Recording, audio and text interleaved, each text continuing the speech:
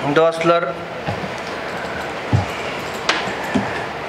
görüşünüz yanak Afganistan ve Afganistan'daki şarayet bizler için ve bizler yanak aqalliyatlar için qatı bir qiyinchiliklar getirip otir. Afganistan'da anva ve aqsam oğurluklar bolup otir. Ve bir bunun en xatarnak huviyet oğurlamak.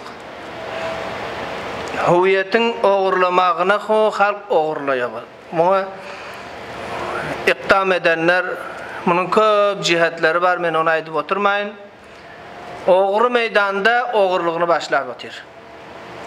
Bizlerin bahaysi Türkmen bolup huviyetimizi oğurlap baryon adam gözümüzden görse bizler işlet diyemiz yok. Bize huviyeti saklamak fikir edin farz yanak bir geptir. Sizler dünyanın yüzünde çotlap dikkatlenip görün. Bir adam dinini öğrü biler. Yani bir Yahudi Müslüman bolubiler. Ama şol kavminden gaydı bilmez. Farzan siz Tacik bolubilmiyorsunuz. Paştun bolubilmiyorsunuz. Özbek bolubilmiyorsunuz. Ama Türkmen misiniz? Türkmen bolup kalarsınız. Hudayna hasta mezhebini, dinini bir adam uğru biler yöne ama şu kavmini, şu milletini uğru bilmez. Şu rahat kalar. Türkmen bolsan Türkmen kalarsın. Tacik bolsan Tacik kalarsın. Paştun misin? Paştun kalarsın. Hiç fark et. Yöne Müslüman bolup ve hemen Türkmen bolup şu huviyeti saklamak bize ve şekli farzdır. Çün köp yaxşı iftiharat ve tarihlerimiz var.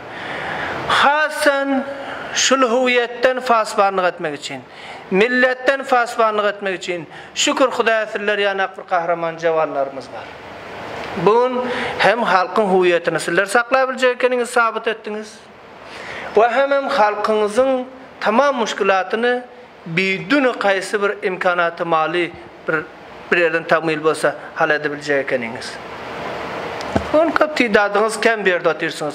Ama şahamet ve gayratınız çunanı köp ki nihayeten ben hesapla bağırçı da çıkabilmiyorsunuz. Bul gayratınız, bul himmetiniz, bul şahametinizin neticesini kimler görer? Yeni neçe yıllardan son halk düşünür mü? Öpüllerinde şayet hem sizi biz bolsak veya bolmasak.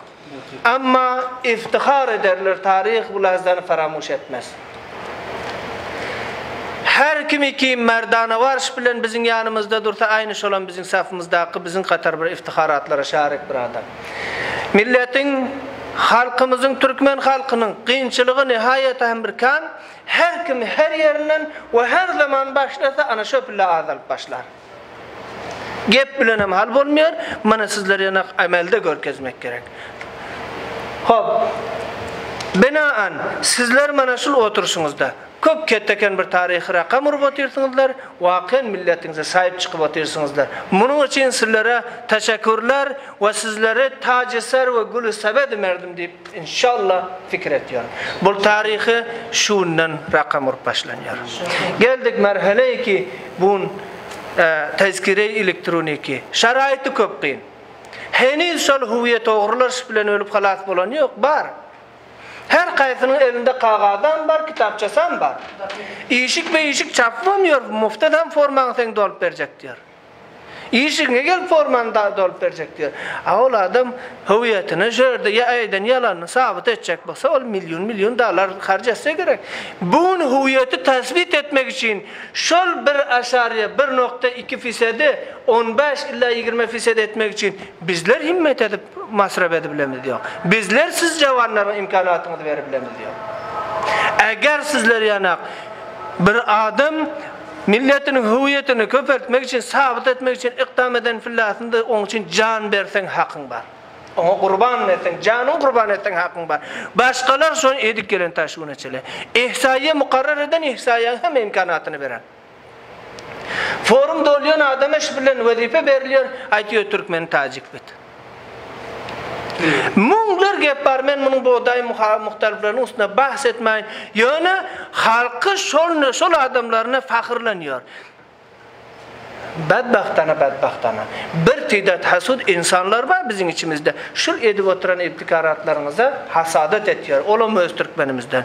Hay hasadat etsin, hay iftihar etsin, hay bize kuvansın, hay hafa bolsun. Bizim tarihimizin içinde şul gurrun var, şul barnama var, bul devamlanacak bir barnama. Hiç kimin hasadatı bilen, tavhin tahkir bilen izi kalmayacak bir zat. İnşallah. Fikir edin. Sizlere men aytdım 10 paya kompüter desktop. 5 paya kompüter laptop. Katta mashini print. Mayda laserjet printerdan 3 paya. Epson rengi printerdan 2 paya.